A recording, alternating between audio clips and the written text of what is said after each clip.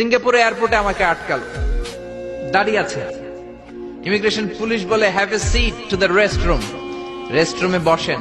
বসলাম, আসলো, এসে বললো why have you came to Singapore for any business maybe, মনে কোনো ব্যবসা করতে আসছেন আপনি? আমি বললাম no, I came for sightseeing and having a look to the natural beauty of Singapore. আপনারা সিঙ্গাপুরকে কেমন করে সাজিয়েছেন, সাইট সিইং এর জন্য, ন্যাচারাল অ্যাট্রাকশন, টুরিস্ট অ্যাট্রাকশন দেখার জন্য এসেছি।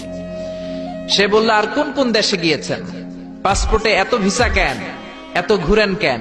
আমি ভাবলাম এই প্রশ্নের সুযোগে আমি কিছু দেওয়া শুরু করি, আমি কিছু কোরআনের কথা বলা শুরু করি। অনেক কথা বললাম।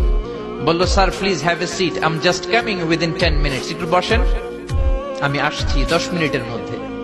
10 মিনিট পরেই চলে এসেছে। এসে আবার বলল may I have a look to your bag, আপনার ব্যাগকে একটু চেক করতে পারি?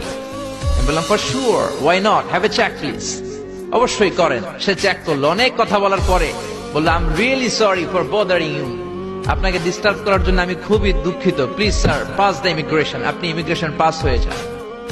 এজন্য দাড়ি টুপি নিয়ে আপনি যেখানেই যাবেন আপনাকে স্যালিউট দেওয়াবে কে, সম্মান দেওয়াবে কে?